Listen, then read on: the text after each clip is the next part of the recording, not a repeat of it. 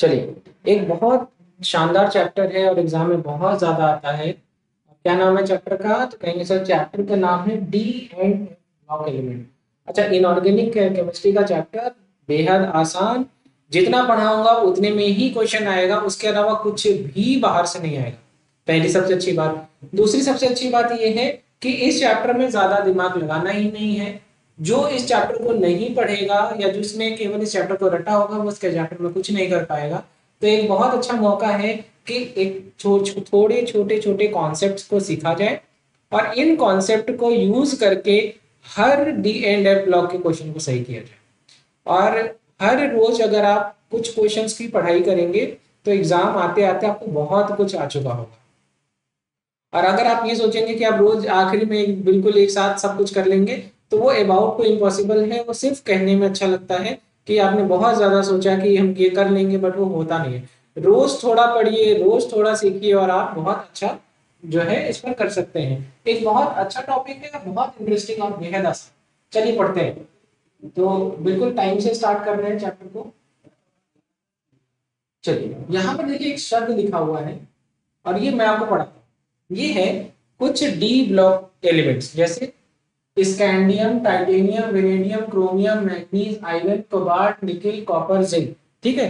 अब जनरली याद करने के लिए तरीके क्या होते हैं? जैसे बेस को याद करने का निमोनिक है ये, जरूरी नहीं, मोहब्बत तेरी रुलाती रहे पहले अगर सीडी। अभी सिखाएंगे ये जब पढ़ाएंगे तब। जैसे लाया हूं तेरे वास्ते रहमते उस इश्क पर, सोने मरने वाले, सोना इज गोल्ड। ठीक है। तो ये सब मैं आपको सिखा दूंगा, वो अलग सी चीज है। पहले इस चीज को जानिए कि ये है क्या, डी ब्लॉक एलिमेंट क्यों कहते हैं इनको। तो generally D block element, Shweta आप कुछ बताना चाहेंगे कि हम डी ब्लॉक एलिमेंट क्यों कहते हैं किसी चीज को? जैसे इनको डी ब्लॉक क्यों कहते हैं? तो आपने सुना होगा कि सर इनका कोई भी एलिमेंट किस ब्लॉक का है वो इस बात पर डिपेंड करता है कि उसका जो आखिरी इलेक्ट्रॉन है वो किस सबशेल में है। किसमें? किस सबशेल में है, वो डिसाइड करेगा कि उस एलिमेंट, वो एलिमेंट किस ब्लॉक का होगा। राइट। तो अब यहाँ पर एक बात लिखी हुई है, वन सुंदर सी बात लिखी हुई है। लिखा हुआ क्या है कि अगर अगर लिखा, if the last electron goes in penultimate D subshell then element will be of D block element. और डी ब्लॉक के एलिमेंट को ट्रांजिशन एलिमेंट कहते हैं। किसको छोड़ करके? जिंक, कैडमियम और मरकरी को छोड़ करके, क्योंकि ये नॉन ट्रांजिशन एलिमेंट होते हैं। अभी तो बहुत छोटी सी बात है, अभी मैं सिखाऊंगा। ठीक है। तो एक छोटे से एग्जांपल से सीखते हैं कि पहले कि डी ब्लॉक है क्या। ठीक है, यहां पर सीखते हैं। अब आपने एक शब्द सुना, आपने एक शब्द सुना और ये शब्द बहुत इंटरेस्टिंग था। अब वो शब्द आपने क्या सोचा सुना? Penalty mates, penalty mate. अभी मैं सिखाऊंगा, परेशान मत होइए, बस आप देखिए। अब डी ब्लॉक एलिमेंट का मतलब क्या होता है? कोई भी एलिमेंट है, जैसे मान लो यहाँ पर मैं एग्जांपल ले रहा हूँ स्कैंडियम का। अब स्कैंडियम का एटॉमिक नंबर होता है 21। क्या होता है? 21। अब जब मैं बात करता हूँ 21, तो इसकी इलेक्ट्रॉनिक कॉन्फ़िगरेशन क्या होगी? तो कहेंगे सर अगर मुझे इसका इलेक्ट्रॉन लिखना हो तो मैं लिखूंगा 1s2, 2s2, 2p6, 3s2, 3p6 और इसके बाद लिखूंगा 4s2 और उसके बाद लिखूंगा 3d1। या अगर मुझे नहीं भी आता है तो मैं ऐसे लिखूंगा कि और सिंपल तरीके से लिख सकता हूँ आर्गन। आर्गन का एटॉमिक नंबर होता है 18, मतलब यहाँ से यहाँ तक हो गया। उसके बाद मैं लिख दूंगा 4s2, उसके बाद लिखूंगा 3d। अब और कैसे लिख सकते हैं? तो कहेंगे सर ऐसे लिख सकता हूँ 2,8, 2,8 और यहाँ देखो 6 2 8 और एक 9 और उसके बाद क्या लिखोगे? ये पुराने जमाने का जो इलेक्ट्रॉनिक कॉन्फ़िगरेशन है उससे लिखते हैं। ये एक एलिमेंट है। अब जरा देखना कि यहां तक आपने 18 इलेक्ट्रॉन भर दिए। कितने इलेक्ट्रॉन? 18 इलेक्ट्रॉन आपने यहां भर दिए। 19वां इलेक्ट्रॉन यहां आया और 20वां इलेक्ट्रॉन यहां आया, 21वां इलेक्ट्रॉन यहां पर, 21st। 21वां इलेक्ट्रॉन यहाँ पर आएगा। सर इनके बीच में कॉमा नहीं लगेगा। अरे बेटा ये बताओ, ये कॉमा लगेगा नहीं लगेगा ये कोई काम थोड़े है। ये हमें कोई राइटिंग में थोड़े लिखना है। ये तो मैं आप लोग को क्यों दिखाता हूँ कि आप कनेक्ट ना कर पाओ, राइट। ये कॉमा वॉमा से कोई मतलब नहीं है। आपका कहना है तो ऐसे लिखो 1s2 2s, बेटा ये इसलिए लगा देते हैं ताकि हम थोड़ा सा डिस्कनेक्ट कर पाएंगे, इसको इसको डिस्कनेक्ट ना कर ले, ठीक है। इससे ये सब ये these things are not the matter of the concern. हमें क्या देखना है, हमें क्वेश्चंस को सॉल्व कैसे करना है, हम क्वेश्चन के अप्रोच पे बात कर रहे हैं। हाँ बेटा बताइए। Hello, am I audible? एक सेकंड रुक जाओ बेटा। हाँ अब आप पूछ सकते हो मुझसे।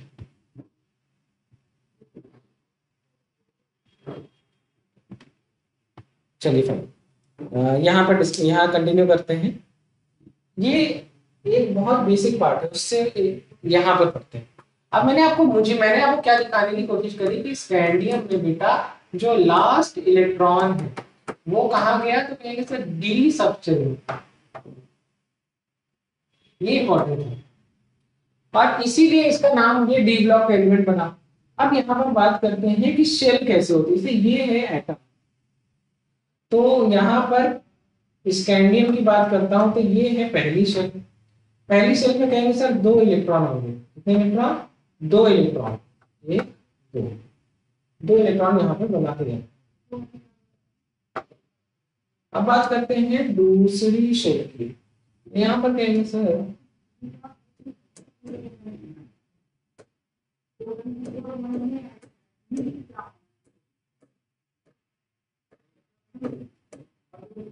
ठीक है। अब इसके बाद हम बात करेंगे तीसरी शेल की। जब मैं बात करता हूं तीसरी शेल की तो यहाँ पर एक होगा एस सबशेल, दो इलेक्ट्रॉन,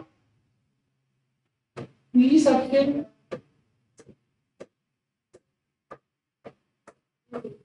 और इसके बाद आता है पांच इलेक्ट्रॉन आते हैं डी सबशेल।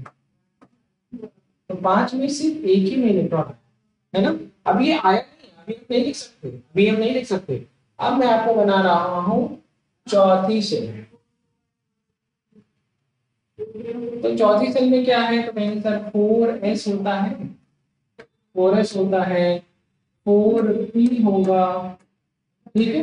इसी तरीके से 4d होगा, ठीक है। वो अलग बात है, हम उसकी बात नहीं कर रहे। मैं आपको ये बता रहा हूं कि जो 4s है, 4s में दो इलेक्ट्रॉन और उसके बाद ये है। तो कहने का क्या मतलब है, क्यों इसको पेनल्टीमेट शेल बोला, क्योंकि सबसे बाहर की शेल ये हो गई वैलेंस शेल,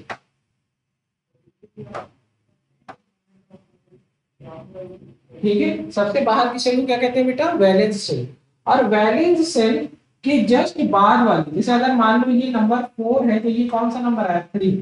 तो अगर मैं मान लो इसको n नंबर दे दूं, अगर मैं इसको n बोल दूं, तो ये वाली शेल, ये जो तीसरी शेल है, ये बन गई n-1, दैट इज 4-1। अगर मैं 4 में एक कम करता हूं तो 3 के बराबर आता है। इसी तरीके से मान लो ये 4D सीरीज होता, 5D सीरीज होता, तो क्या होता कि जो बाहरी शेल है उसके जस्ट एक शेल अंदर वाली शेल में आखिरी इलेक्ट्रॉन आ रहा है, इसीलिए इसको क्या कहते हैं n-1।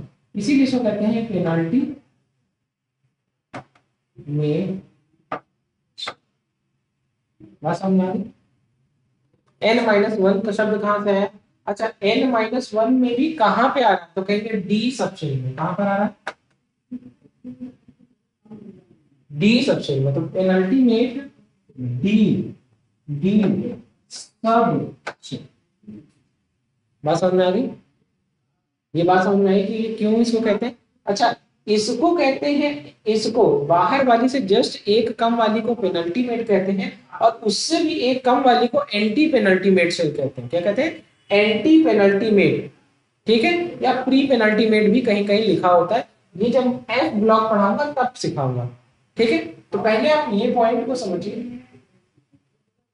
आप चाहो तो पहले ये पॉइंट लिखो, लिखो फिर मैं हिंदी में भी लिखवा दे रहा हूँ। If the last electron goes in penultimate d subshell then the element will be of D block element. अब यहाँ पर क्या लिखा हुआ है, अब यहाँ पर एक और बात लिखी हुई है कि डी ब्लॉक के जितने भी एलिमेंट होते हैं सबको ट्रांजिशन एलिमेंट कहते हैं। पहले हम उसको सिखाते हैं कि ट्रांजिशन एलिमेंट क्यों कहते हैं। अब यहाँ पर सीखने के लिए क्या है, अच्छा अब एक शब्द आया ट्रांजिशन एलिमेंट। एलिमेंट मतलब तत्व। ट्रांजिशन एलिमेंट शब्द कहाँ से आया, कहेंगे ट्रांजिशन एलिमेंट का मतलब क्या है कि ऐसे जितने भी जिनकी दो शेल, सबसे बाहर की आउटर मोस्ट, याद नहीं करना है, सीखना है। बाहर की दो shell, outermost shell, shells क्या हो, इनकम्प्लीट। बाहर की दो शेल्स क्या हो, इनकम्प्लीट हो। बाहर की दो शेल्स क्या हो, इनकम्प्लीट हो, तो हम इनको क्या कहेंगे, ट्रांजिशन एलिमेंट। जैसे जैसे जब तुम स्कैंडियम देख रहे थे तो स्कैंडियम के केस में बाहर की शेल, जब मैं ये पहली शेल, ये दूसरी शेल, ये तीसरी शेल, तो तीसरी शेल में 3d1 ही तो था। इसका मतलब ये पूरी, अभी इसमें 9 इलेक्ट्रॉन और आ सकते थे। कितने और आ सकते थे, 9। और था कितना, एक था। आगे बढ़ सकते थे, 9 और आ सकते थे। इसी तरीके से जब तुम 4 की बात कर रहे थे तो कहोगे सर 4 में तो सिर्फ s में ही इलेक्ट्रॉन थे 2, लेकिन 4p पूरा खाली। अच्छा, किसी शेल में मैक्सिमम कितने इलेक्ट्रॉन आएंगे, किसी शेल में मैक्सिमम कितने इलेक्ट्रॉन आएंगे, ये इस बात से डिसाइड होगा। इस कौन डिसाइड करेगा, किसी शेल में मैक्सिमम कितने इलेक्ट्रॉन आएंगे, ये कैसे डिसाइड होगा, कोई बता सकता है, कोई ऐसा बच्चा बोलिए। किसी शेल में मैक्सिमम कितने इलेक्ट्रॉन आएंगे, ये किस बात से डिसाइड होगा, श्वेता आप बता सकते हैं बेटा। किसी शेल में मैक्सिमम कितने इलेक्ट्रॉन आ सकते हैं, ये इस बात से डिसाइड होता है, फॉर्मूला होता है 2n स्क्वायर। और 2n स्क्वायर का n क्या बताता है, n बताता है शेल की का नंबर, शेल नंबर। ओके, अब यहाँ पर क्या हो गया कि 2 × 4 का स्क्वायर, तो 4 × 16 देना 32 इलेक्ट्रॉन। तो देखो बाहर की जो चौथी शेल थी इसमें 32 इलेक्ट्रॉन आ सकते थे और आया कितना, सिर्फ 2। आया कितना, सिर्फ 2। अंदर वाले में कितना आ सकते थे, तो कहेंगे सर 18 इलेक्ट्रॉन आ सकते थे, आया कितना, तो 9। हाँ 9, 2 s में, 6 p में और 1 d में। ठीक है, अभी 9 कम है। तो इस बात से हमने क्या सीखा कि ये दोनों ही शेल इनकम्प्लीट है। तो ऐसे जितने भी एलिमेंट्स होते हैं जिनकी बाहर की 2 शेल इनकम्प्लीट होती हैं उनको हम कहते हैं, नहीं अभी ऐसा हो रहा है क्या, स्क्रीन नहीं आ रही है, एक सेकेंड रुकिए। अभी ठीक है बेटा, वैसे तो यहाँ से कोई प्रॉब्लम नहीं है, बट फिर भी मैं एक बार जो है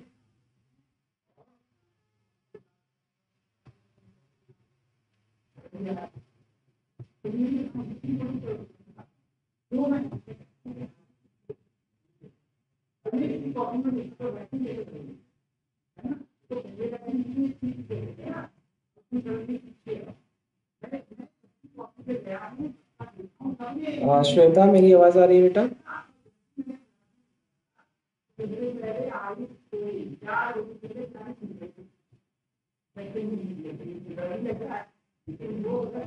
एक बार कंफर्म करिए।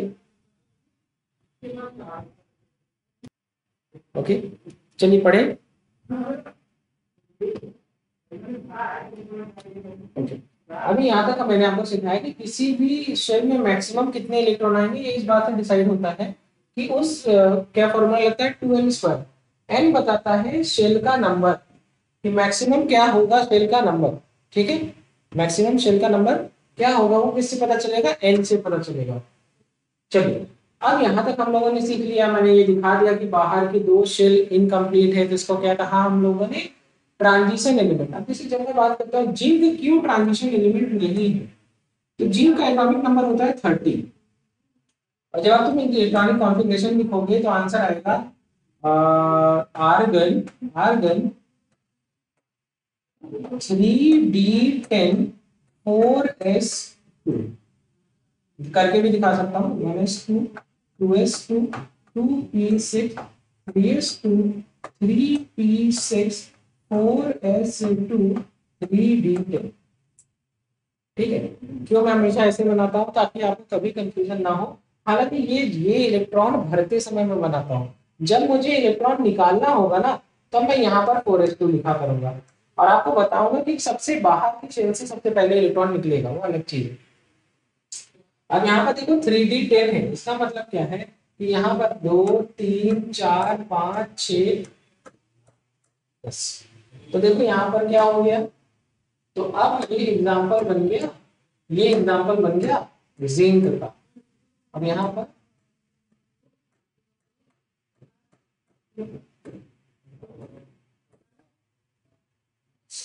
यहाँ तक समझ में आ गया, तो देखो यहाँ पर अब सिर्फ एक ही इनकम्प्लीट बचा, तो इसको नॉन ट्रांजिशन एलिमेंट कहते हैं। ठीक है, चलिए यहाँ तक हम लोगों ने सीख लिया, तो मैंने आपको ये बात सिखा दी, राइट। अब इसको आप अगर हिंदी में लिखना चाहें तो आप मुझसे कहें तो मैं हिंदी में भी लिखवा सकता हूँ। तो क्या लिखा है, अगर आखिरी इलेक्ट्रॉन, ठीक है, पेनल्टीमेट डी सबशेल में जाएगा तो ऐसे एलिमेंट को हम डी ब्लॉक एलिमेंट कहेंगे, ऐसे तत्वों को हम लोग डी ब्लॉक एलिमेंट कहेंगे। इसके बाद क्या लिखा है, जो डी ब्लॉक एलिमेंट होते हैं इनको ट्रांजिशन एलिमेंट भी बोलते हैं, क्योंकि इसमें किसको छोड़कर, जिंक कैडमियम और मरकरी को छोड़ करके। अब यहाँ पर देखिए क्यों जिंक कैडमियम मरकरी को नहीं कहते हैं, तो यहाँ एग्जांपल लिखा है कि जिंक के आखिरी शेल सब शेल में, डी सब शेल में पूरे इलेक्ट्रॉन भरे हैं, और इसलिए जिंक ट्रांजिशन एलिमेंट नहीं है। तो यहाँ पर एक बात लिखी हुई है, हिंदी में भी लिख सकते हैं आप लोग, मैं लिखवाऊंगा अभी प्रॉपर। अब यहाँ पर देखिए कॉपर के बारे में बहुत इंटरेस्टिंग है, मैं भी पढ़ाता हूँ। पहले लिखा है कि ट्रांजिशन एलिमेंट होने के लिए, for being transition element to outermost shell in must be incomplete in their ground और एक्साइटेड स्टेट। मतलब यहां लिखते हैं,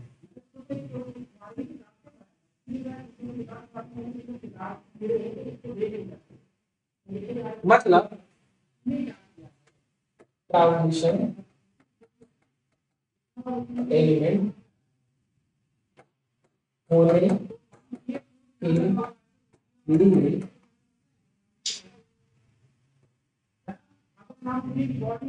बाहर के दो शेल क्या होना चाहिए, जरूरी इनकम्प्लीट चाहिए, इनकम्प्लीट होनी चाहिए, तो हम इनको क्या कहेंगे, ट्रांजिशन एलिमेंट। ठीक है, यही बातें यहाँ पर लिखी है। अब यहाँ पर एक एग्जांपल है, वो एग्जांपल है कॉपर का। कॉपर का एग्जांपल देखते हैं, कॉपर, कॉपर के एटॉमिक नंबर होता है 29। कॉपर का भी सिखा दूंगा और क्रोमियम का भी सिखा दूंगा। क्रोमियम का एटॉमिक नंबर होता है 24। तो जब आप लिखोगे तो यहाँ पर आएगा आर्गन कॉमा 3d9 4s। ठीक है, अब 3d9 और 4s2 लिखा हुआ है, तो एक साहब जिनका नाम था होन्स, एक साहब जिनका नाम था होन्स, होन्स साहब एक बात बोला करते थे कि अगर बाहरी कक्षा में अगर किसी सबसेल में इलेक्ट्रॉन की फील्डिंग होगी, अब तो इलेक्ट्रॉन फील्ड होने के बाद जो सबशेल बनेगा, अगर वो पूरी तरीके से भरा हो, मतलब एग्जैक्टली फुलफिल्ड हो, मतलब ये इस तरीके की कंडीशन,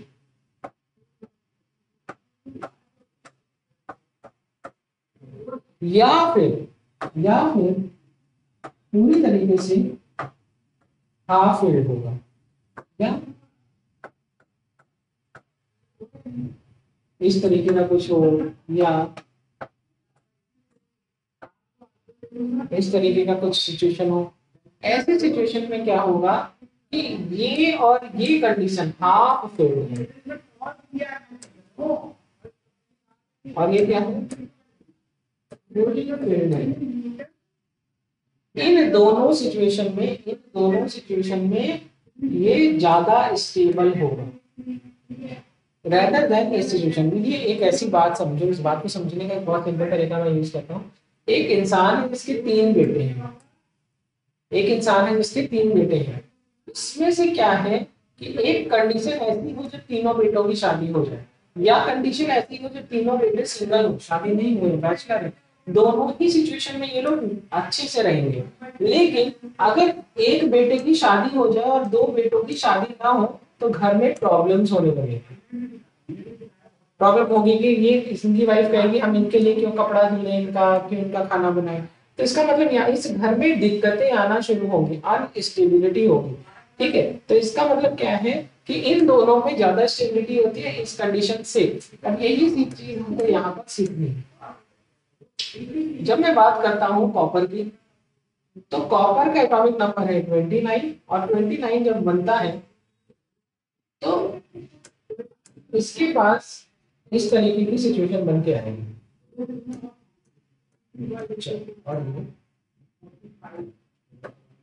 अब ये बहुत मजेदार है, बहुत ज्यादा मजेदार है।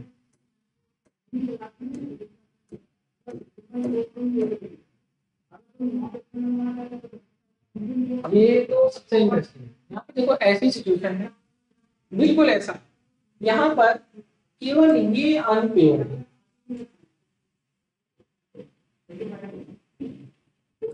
ओके, अब देखना मजेदार है, मजेदार, बहुत मजेदार है। एक फैमिली है और उनके 5 बच्चे हैं, मम्मी पापा हैं। 5 बच्चे हैं और मम्मी पापा हैं, और ये इन 5 बच्चों में से 4 बच्चों की शादियां हो गई हैं, और ये सबसे आखिरी वाले की भी शादी नहीं हुई। तो मुझे एक बात बताना कि मम्मी पापा इस रूम में रहते हैं, बाकी बच्चे यहाँ पे रहते हैं। ये जो छोटा वाला बच्चा है, जब इसको भूख लगेगी या ऐसा कपड़ा गंदा होगा, तो इनमें से कोई एक बहू काम कर सकती है, उसके कपड़े धुलवा दे या कुछ। लेकिन ये इस बहू कहेंगे हम क्यों धुले, छोटी वाली से काम कराओ, ये कहेंगे हम क्यों धुले, इनसे काम कराओ।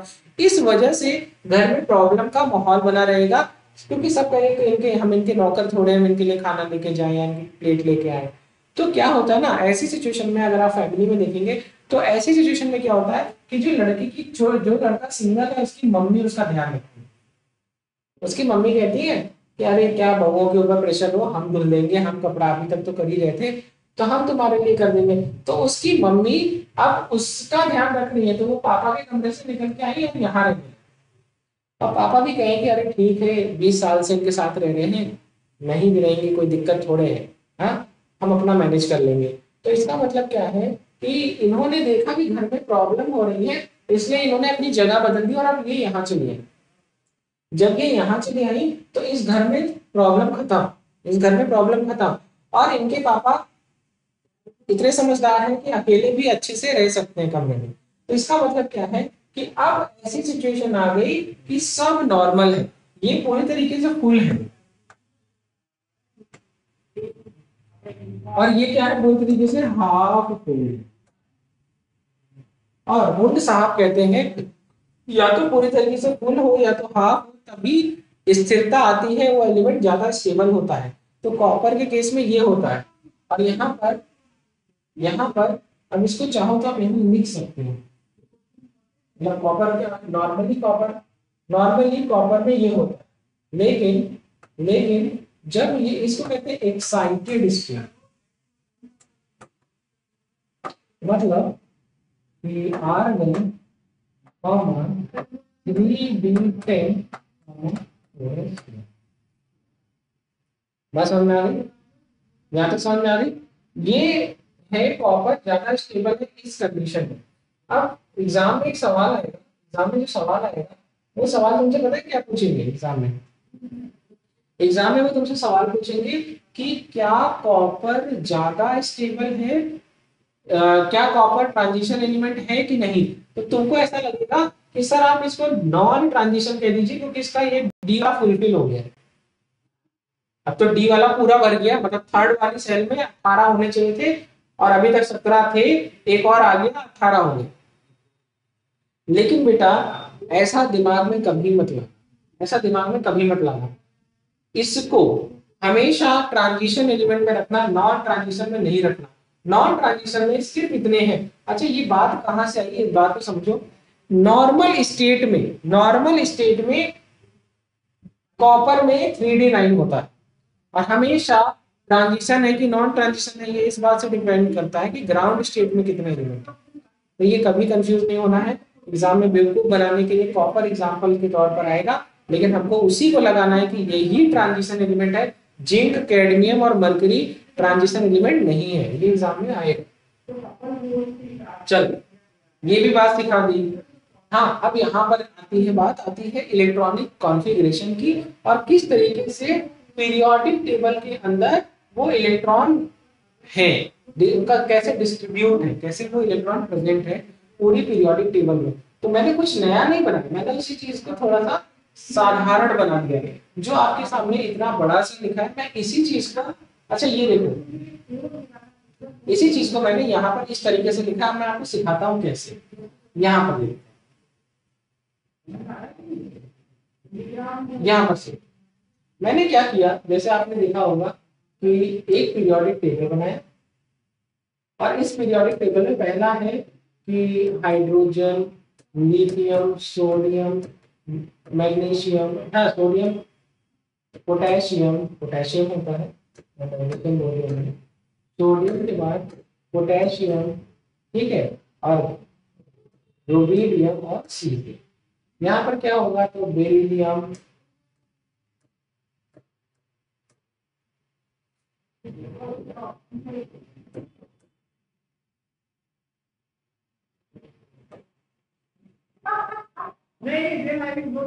ठीक है। अब इसके बाद क्या आ जाएगा, यहाँ पर हाँ हम लोग थर्ड पीरियड, यहाँ से देखते हैं, यहाँ से S C T I B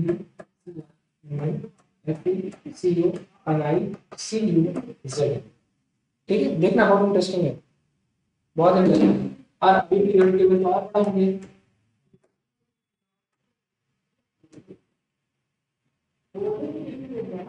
ठीक है। यहाँ पर आ गया और एल्युमिनियम, ठीक है, यहाँ आ गया गैलियम,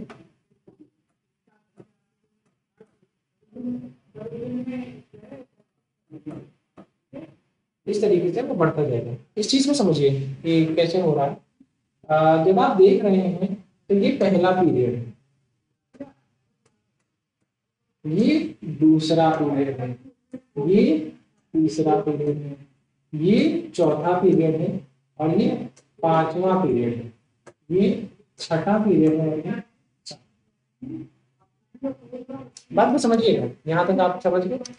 अब यहाँ पर इससे भी अच्छी बात को समझेंगे कि ये जो चौथे पीरियड का एलिमेंट है, वैसे जो पीरियड नंबर होता है वही सबसे वैलेंस सेल नंबर होता है, तो इसकी बाहरी सेल चौथी ही होगी। और तुमने देखा था स्कैंडियम में, आपने पढ़ा आर्गन 3d1 4s2, तो इसकी जो बाहरी सेल है, बाहरी कक्षा है, वो चौथी ही है, कोई दिक्कत नहीं। यहाँ पर देखो क्या लिखा हुआ है 3d, ठीक है। तो इसका मतलब इसका जो आखिरी इलेक्ट्रॉन है वो कौन से सबशेल में गया, तो कहेंगे 3d हर शेल पे।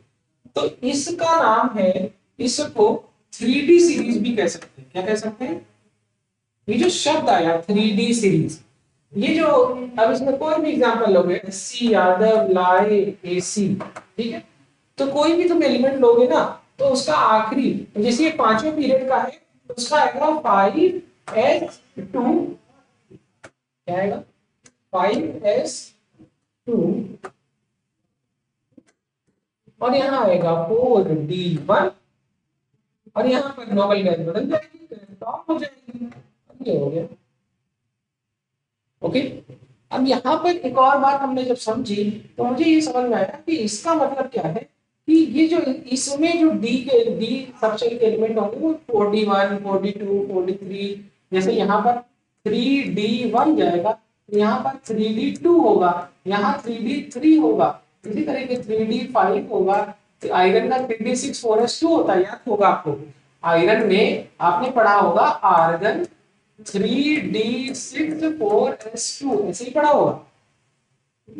26 होता है। तो एक बात याद रखिएगा, जैसे लिखा है 21 तो याद रखिएगा 22 23 24 में थोड़ा एक्सेप्शन है, 25 26 27 28 29 में फिर से एक्सेप्शन है, और फिर 30। एक बात याद रखिएगा कि जो ये आखिरी में वैल्यू लिखी है तो यही बन रही है 3d2 3d3 3d5 3d6, this is 3d7 3d8, मतलब कॉमा 4s2 लिख सकते हो, 4s2 लिख सकते हो, 4s2 लिख सकते हो, 4s2 लिख सकते हो, 4s2 4s2, और यहाँ पर लिखोगे 3d, एक सेक्शन है, यहाँ पर लिखोगे 3d10 4s2। मुझे बहुत अच्छे से उम्मीद है कि मैंने बहुत अच्छी तरीके से आपको इसको कवर करा दिया। अब 21 के बाद 22 अगर एटॉमिक नंबर होता तो 3d2 4s2 लिखते, 23 होता तो 3d3 4s2 होता, 24 होता तो यही एक्सेप्शन है 3d5 4s1 हो जाता। 24 वाले केस में आप लिख देते क्योंकि यहाँ पर 3d5 4s2 एक्सेप्शन है, और कॉपर का जो मैंने सिखाया था यहाँ पर क्या हो जाता 3d10 4s1, और यहाँ पर 4s1 यहाँ भी, ठीक है, बात समझ रहे हैं। तो इसकी छोटी बाकी सब वही है। मुझे बहुत अच्छे तरीके से मैंने आपको समझाने की कोशिश करी। क्या बेटा आपको आ रहा है सब कुछ समझ में? जितनी भी चीज मैं आपको समझा रहा हूँ, जितनी भी चीजें मैं आपको बता रहा हूँ, सिखा रहा हूँ, क्या आपको आ रही है वो बातें समझ में? ओके, तो इस तरीके से हम लोग इसके इलेक्ट्रॉनिक कॉन्फ़िगरेशन को बहुत आसान तरीके से कर सकते हैं। अब मैं आपको यहाँ तक पढ़ा दूंगा, मैंने आपको ये पढ़ा दिया। यहाँ पे देखिए इलेक्ट्रॉनिक कॉन्फ़िगरेशन लिखी हुई है, और जनरली इलेक्ट्रॉनिक कॉन्फ़िगरेशन क्या होता है तो यहाँ पर देखिए क्या लिखा होता है, नोबल गैस जिस पीरियड का वो एलिमेंट होगा, जैसे यहाँ पर ये 4th पीरियड का एलिमेंट है, तो जिस पीरियड का एलिमेंट होगा उसके जस्ट पहले वाले पीरियड की नोबल गैस लिखी जाती है। जिस पीरियड का एलिमेंट होगा, यहाँ लिख लो अपनी नॉलेज में, जिस पीरियड का एलिमेंट होगा उसी पीरियड के जस्ट पहले वाले पीरियड की नोबल गैस लिखेंगे।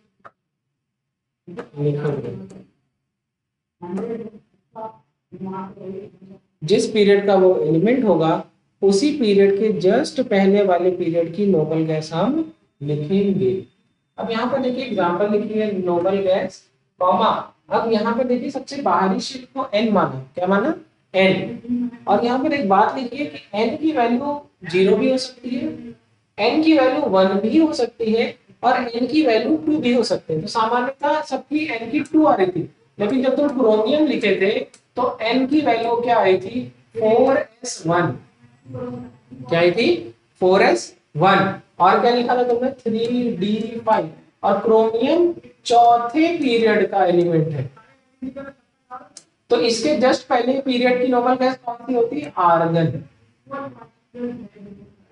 इसी तरीके से ठीक है ये सारे एलिमेंट अब यहाँ पर किस पीरियड में कहां पर किस तरीके से प्रेजेंट होते हैं ये देखिएगा कितना अच्छा लिखा हुआ है। यहाँ पर लिखा हुआ है स्कैंडियम से लेकर के जिंक तक के जो पीरियड का नाम, कौन सा पीरियड है, चौथा पीरियड है, और इस पीरियड को 3D सीरीज भी कहते हैं या फर्स्ट ट्रांजिशन सीरीज। एग्जाम में 2 बार क्वेश्चन आया, दोनों बार उन्होंने कुछ चीजें पूछी कि जैसे फर्स्ट ट्रांजिशन सीरीज का नाम बताइए, तो आंसर क्या था, स्कैंडियम से लेकर जिंक तक। ये शुरू कहां से हो रहा है, 3rd B, और खत्म का हो रहा है सेकेंड बी। ये जिसको नहीं आता वो मैं बहुत अच्छे से बता सकता हूँ। अगर आपको ये first A, second B, third A किस तरीके से आया, अगर नहीं आता तो आप मुझसे पूछ सकते हैं। तो पीरियोडिक टेबल दो तरीके की थी, एक दी थी मेंडलीव साहब ने और एक है modern periodic table. Modern periodic table में 1 से लेके 18 तक एलिमेंट थे, जबकि मेंडलीव के पीरियोडिक टेबल में क्या था कि 1 से लेकर के 7, तो ए और बी शब्द उन्होंने इस्तेमाल किया, जैसे 1A, 1B, 2A, 2B, 3A, 3B। इसी तरीके से 1 से लेकर के 7 तक गए। उसके बाद ग्रुप नंबर 8 बनाया और एक बनाया इन्होंने 0 ग्रुप। अगर तुम इसको देख पा रहे हो, ग्रुप 8 में 3 है पूरे, मतलब 3 एलिमेंट्स एक साथ उन्होंने रख दिए, तीन तीन ग्रुप को एक साथ रख दिए। तो देखो 7 दूनी 14, एक 15 और एक 16, अभी भी 2 ग्रुप मिसिंग है, 17 और 18। तो उन्होंने ग्रुप नंबर 8 में 3 ग्रुप रखे थे। ठीक है, ग्रुप नंबर 8 में कितने रखे उन्होंने? 3 ग्रुप रखे। तो इस तरीके से पीरियोडिक टेबल बनी थी और ये शुरू होती है ग्रुप नंबर 3 से और ग्रुप नंबर 12 तक। ठीक है, मॉडर्न पीरियोडिक टेबल में ग्रुप नंबर 3 से और ग्रुप नंबर 12 तक। अब एक बात नोट कर लीजिए, तो मैं आपको और अच्छी चीज सिखाऊं कि पूरी पीरियोडिक टेबल में सबसे बड़ा ग्रुप कौन सा है। तो आंसर है ग्रुप 3 लिखा है, खाली 13 लिख दिया ना, 3 लिखे हुए हैं, 3। ग्रुप नंबर 3 से लेकर ये this is the largest group of periodic table. Periodic table का सबसे बड़ा ग्रुप।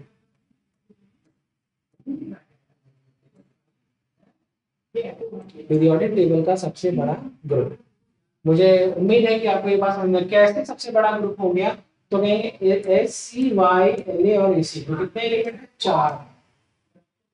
उसके बाद 58 से 71, यहीं से देखो दूसरा दूसरा जो ग्रुप है वो कहां से शुरू हो रहा है? 72 से। तो 58 से 71 लेंथेनाइड कहते हैं इनको। तो ये कितने होंगे? 14। और फिर देखो 90 से 103 इसी ग्रुप से निकले हैं, ये एक्टिनाइड होते हैं, ये भी 14 होता है। तो 14 दूना 28, 28 और 4 32 एलिमेंट। कितने एलिमेंट? 32 तत्व।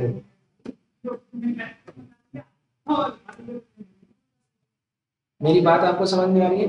अब यहाँ पर एक बात और लिखी, देखो नीचे लिखा भी है कि largest group of periodic table third B, और यहाँ पर मैंने लिखा है एस सी यानी 14 + 14 32 तत्व। अब यहाँ पर बात करते हैं, यहाँ पर बात करते हैं आगे। और आगे जब हम बात करते हैं तो यहाँ पर लिखा हुआ है, यहाँ पर लिखा हुआ है कि जो ये तो था चौथा पीरियड, ये पांचवा पीरियड, छठा पीरियड, सातवां पीरियड। तो इसको यहाँ लिखा भी है, देखो पांचवा पीरियड लिखा है, देखो पांचवा पीरियड लिखा है, छठा पीरियड लिखा है, सातवां पीरियड लिखा है। अगर नहीं दिख रहा हो तो मैं यहाँ पे दिखाता हूँ। देखो यहाँ पे लिखा है पांचवा, छठा, सातवां पीरियड, कोई दिक्कत नहीं। अब ये चौथा पीरियड ही पहला ट्रांजिशन सीरीज है, तो इसको अगर मैंने पहला ट्रांजिशन सीरीज बोला तो ये दूसरा हो गया, ये तीसरा हो गया, और ये वाला चौथा ट्रांजिशन सीरीज हो। मेरी आवाज आ रही है बेटा? अभी कोई इशू तो नहीं आ रहा है?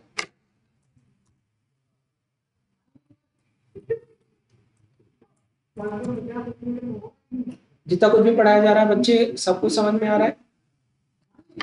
चलिए, अब यहाँ पर आगे लिखा हुआ है, क्या लिखा है कि अब क्योंकि इसमें 3D में पहले इलेक्ट्रॉन आया, इसको 3D सीरीज भी बोलते हैं, 4D सीरीज बोलते हैं, 5D सीरीज बोलते हैं, 6D सीरीज बोलते हैं। ठीक है, 6D सीरीज बोलते हैं।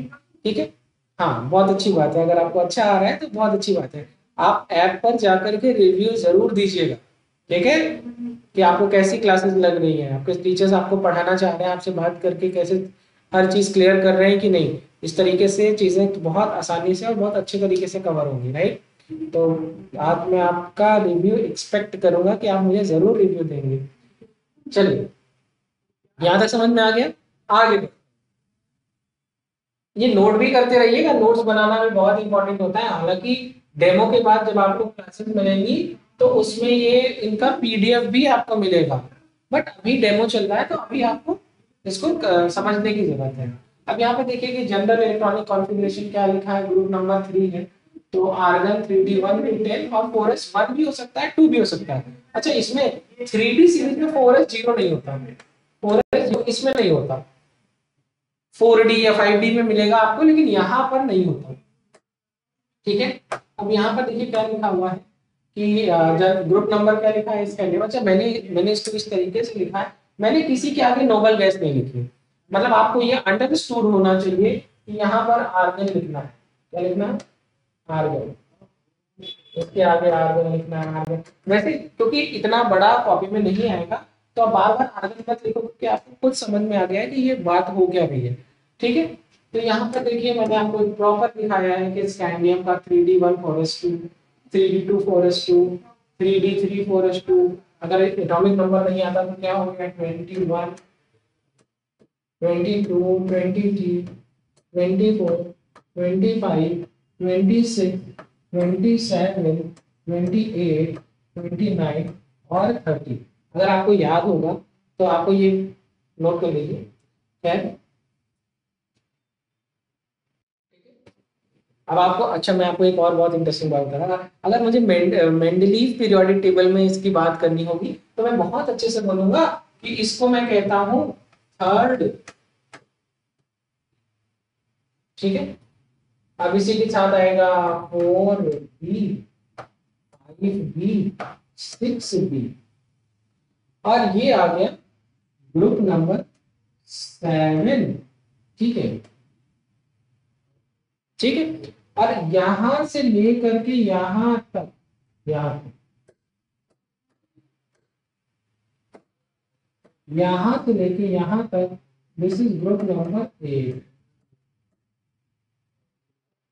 और इसके बाद this is first A, this is second ए। और मुझे बहुत अच्छे से पता है कि मेरे बच्चों को ये बात पता होगी कि बोरॉन की जो फैमिली इसके बाद आती है ग्रुप नंबर 13, उसका नाम है थर्ड ए। कार्बन की फैमिली जिसका नाम है ग्रुप 14, उसका नाम है 4A। इसके बाद नाइट्रोजन की फैमिली का नाम है 5A। इसके बाद ऑक्सीजन की फैमिली का नाम है 6A। इसके बाद आती है फ्लोरीन की फैमिली, मतलब हाइड्रोजन की फैमिली, दैट इज 7A। और उसके बाद जीरो ग्रुप आ जाता है ना, तो जिसको हम ग्रुप 17 कहते हैं, जीरो ग्रुप कहते हैं 18 को। ठीक है, बात समझ में आ रही है? तो यहाँ पर एक बात लिखी है कि जो क्रोमियम और कॉपर है ये ऑफ बाउ रूल और हुंड रूल को फॉलो, ऑफ बाउ रूल को तो नहीं फॉलो करता है लेकिन हुंड के नियम को फॉलो करता है। लिखेंगे कि क्रोमियम, क्रोमियम और कॉपर ऑफ बाउ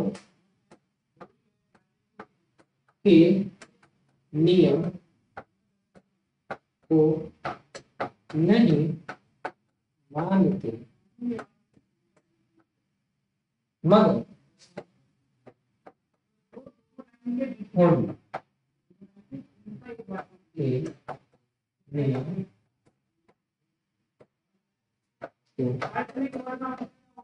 मानते या हुंड के नियम को फॉलो करते हैं। आई जस्ट होप कि आपको आ रहा है। ठीक है, और वो एक सेक्शन आपको यहाँ पर देखने को भी मिला।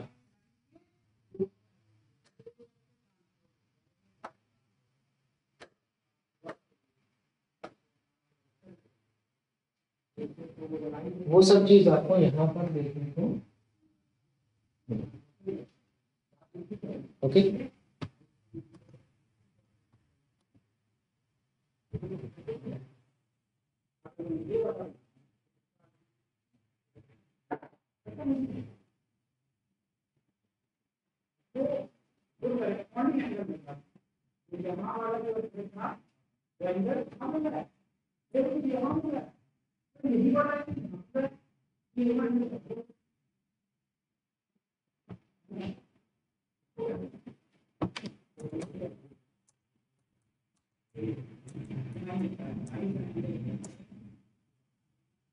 बात समझ में आ रही है? अब हम बात करते हैं एक एक एलिमेंट के बारे में। और यहाँ पर लिखा हुआ है सबसे पहला एलिमेंट है दैट इज स्कैंडियम, जिसका एटॉमिक नंबर है 21। इसके बारे में 3 बार 3 क्वेश्चन आया एग्जाम में, तीनों बार का क्वेश्चन मैं आपको दिखा दे रहा हूँ। सबसे पहला क्वेश्चन आया कि स्कैंडियम ट्रांजिशन सीरीज का सबसे हल्का तत्व है, तो लिखा है कि लाइटेस्ट ट्रांजिशन एलिमेंट। तो सबसे हल्का ट्रांजिशन एलिमेंट। दूसरा क्या लिखा है कि ये विभिन्न ऑक्सीडेशन स्टेट शो नहीं करता, तो ये विभिन्न ऑक्सीकरण संख्या नहीं दर्शा। ठीक है, ये केवल एक फिक्स ऑक्सीडेशन स्टेट है +3, मतलब स्कैंडियम जनरली हमको किस ऑक्सीडेशन स्टेट में मिलेगा, Hc+3, सिखा देंगे। इसके बाद क्या लिखा है कि इसके जो भी कंपाउंड होते हैं वो कलरलेस होते हैं और डायामैग्नेटिक होते हैं। तो लिख लीजिए कि इसके जो कलर कंपाउंड होते हैं वो क्या होते हैं, तो कलरलेस होते हैं और डायामैग्नेटिक होते हैं। पहले इतना नोट कर लीजिए, आप नोट कर रहे हैं बेटा इसको साथ साथ में। चलिए, तो कंपाउंड कलरलेस होते हैं और डायामैग्नेटिक होते हैं, इस बात को यहाँ पर समझा इस जगह पर। जैसे जैसे स्कैंडियम है और यहाँ पर क्या हो गया 3d14s2। कोई भी चीज कलर तब होती है जब उसके डी सबसेल में कोई भी चीज कलर मतलब रंगीन तब होती है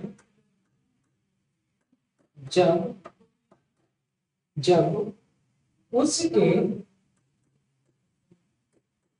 डी सबसेल में कम से कम एक अनपेयर्ड इलेक्ट्रॉन। यहाँ पर देखो नॉर्मली स्कैंडियम में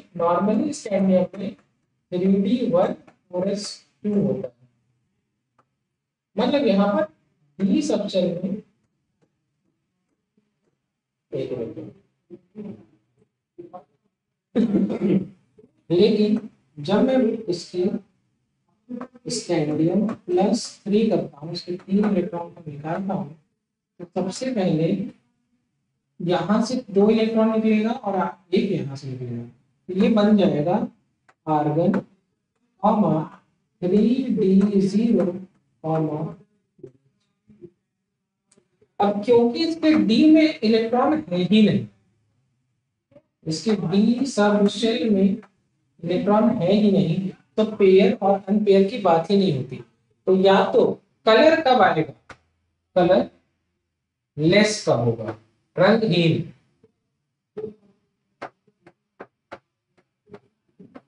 रंगहीन कब होगा कोई भी कंपाउंड, इसकी 2 कंडीशन है, या तो वो D0 हो या तो वो D10 की कंडीशन, या तो वो D0 की कंडीशन में हो या फिर वो D10 हो, मतलब जिंक। जैसे D0 हो गया तो ये कलरलेस हो गया, रंगहीन हो गया। अगर मैं बात करता हूँ जिंक की, तो जिंक के 30 इलेक्ट्रॉन, ये यहाँ पर 1 2 3 4 5 6 7 8 9 10, देखो D10 क्या हो गया, कलरलेस। और क्या हो सकता है, कॉपर 29, तो क्या लिखा था 3d10 4s1, तो D10 लिखा हुआ है, तो क्या होगा, कलरलेस। लेकिन इसके अलावा जितने भी होंगे सब कलर्ड होंगे। तो मुझे पूरी उम्मीद है कि मैंने आपको जो जो भी चीज़ें आपको पढ़ाने की कोशिश करी, आई जस्ट होप कि हर चीज़ आपको बहुत अच्छे से आई, और किस तरीके से हमने इस चीज़ को कवर करा है, मैंने आपको हर चीज़ सिखाने की कोशिश करी। तो कंपाउंड क्या होंगे, रंगहीन, कलरलेस।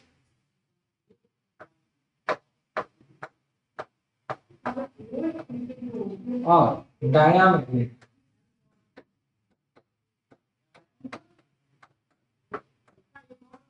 एक बात जान लीजिए कि एकदम यही सेम चीज, एकदम यही सेम बात जो मैंने लिखवाई है कि कोई भी चीज रंगीन या कलर प्लस पैरामैग्नेटिक,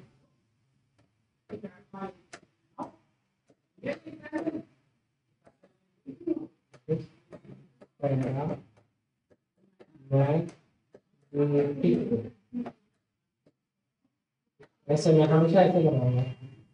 ये सिर्फ तब होगा जब वहां पर कम से कम एक अनपेयर्ड इलेक्ट्रॉन हो। इसके अलावा अगर ऐसा नहीं होगा तो हमेशा वो रंगहीन ही होगा, चाहे आप कुछ भी कर लीजिए। राइट राइट, समझ में आ रहा है सब कुछ बेटा? चलिए अब मैं यहाँ पर मैंने आपको पढ़ाया, मतलब स्कैंडियम के बारे में मैंने आपको पढ़ाया था। ठीक है, और एग्जाम में क्या क्वेश्चन आए, और एग्जाम में कुछ ये क्वेश्चन आए थे, मैं आपको यहाँ पर दिखाता हूँ। यहाँ पर क्या लिखा है कि पूरे पूरे डी ब्लॉक एलिमेंट, जितना भी डी ब्लॉक का एलिमेंट है, सभी डी ब्लॉक एलिमेंट में जो मैग्नीज है ये सबसे ज्यादा विभिन्न तरीके की ऑक्सीडेशन स्टेट शो करता है, लाइक +1 से लेकर के +5 तक। तो सबसे ज्यादा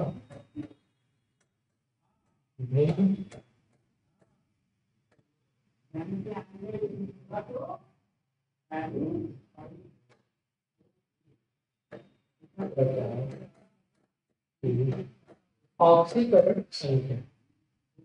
अब इससे फायदा क्या है, इससे फायदा क्या है? अच्छा, आपने एक चीज सुनी होगी, इसका नाम है क्लोरोफिल। तो क्लोरोफिल पिगमेंट सुना होगा, और उसमें आपने एक चीज और सुनी होगी कि इसमें मैग्नीज पाया जाता है। जैसे हीमोग्लोबिन में आयरन पाया जाता है। ठीक है, और इस तरीके से आपने बहुत सारे एलिमेंट्स में जितने भी एंजाइम सुने होंगे, सभी एंजाइम में कोई ना कोई एलिमेंट पाया जाता है। और ये एंजाइम क्या करते हैं, तो मैं इस तरह रासायनिक, ये जो बायोकेमिकल रिएक्शन होती है, रासायनिक प्रतिक्रिया होती है शरीर के अंदर, उनको कैटेलाइज करते हैं, उत्प्रेरक कहते हैं इनको। तो इसका मतलब क्या है, इसका एक बात मुझे समझ में आ रहा है, ये लगभग जितने नाम लिए, मैग्नीज, आयरन, अच्छा साइनोकोबालामीन, विटामिन B12, उसमें भी कोबाल्ट होता है। ठीक है, तो अब आप ये समझ रहे हैं कि ये सारे तत्व जितने भी बोल रहे हैं, ज्यादातर क्या लगभग तत्व डी ब्लॉक के हैं। इसका मतलब क्या है कि ये क्यों ऐसे हो रहा है? सबसे बड़ा कारण है ये ऑक्सीडेशन स्टेट।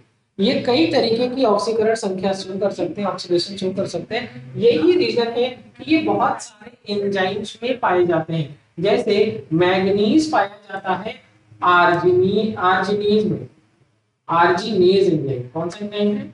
Arginase enzyme. कौन सा एंजाइम है? आर्जिनेज। आर्जिनेज क्या यहाँ पे पाया जाता है? लीवर में पाया, यूरिया बनाने के लिए काम करता है। यूरिन लीवर में बनती है ना, यूरिया लीवर में बनता है। तो लीवर में कौन सी साइकिल चलती है? Ornithine cycle. ठीक है, तो उसको बनाने के लिए जो उत्प्रेरक है, उस उत्प्रेरक में ये पाया जाता है। अब जैसे अगर मैं हीमोग्लोबिन की बात करूं, तो हीमोग्लोबिन कहाँ पाया जाता है? तो कहेंगे सर हीमोग्लोबिन तो आरबीसी में पाया जाता है, और आरबीसी में देख रहे डी ब्लॉक एलिमेंट है। तो कारण क्या है? कारण देखो, कोबाल्ट की मैं बात कर रहा था, तो कोबाल्ट देखो विटामिन B12 साइनोकोबालामीन में पाया जाता है। मैं जिंक की बात कर रहा था, तो जिंक आपका इंसुलिन में पाया जाता है, कार्बोनिक एनहाइड्रेज एंजाइम में पाया जाता है, और कार्बोक्सी पेप्टाइडेज एंजाइम में पाया जाता है। तो ये मैं लिखवा दूंगा, लेकिन मुझे प्रॉपर पूरी उम्मीद है कि मैंने आपको जो कुछ पढ़ाया, देख रहे डी ब्लॉक का चैप्टर कितना आसान है, मतलब बहुत आसान है। और आप को कुछ अगर थोड़े कॉन्सेप्ट आपको आते हैं तो आप इस चैप्टर के लगभग क्वेश्चन सही कर सकते हैं। राइट बेटा, मैंने जितना कुछ भी आज पढ़ाया आपको सब समझ में आया?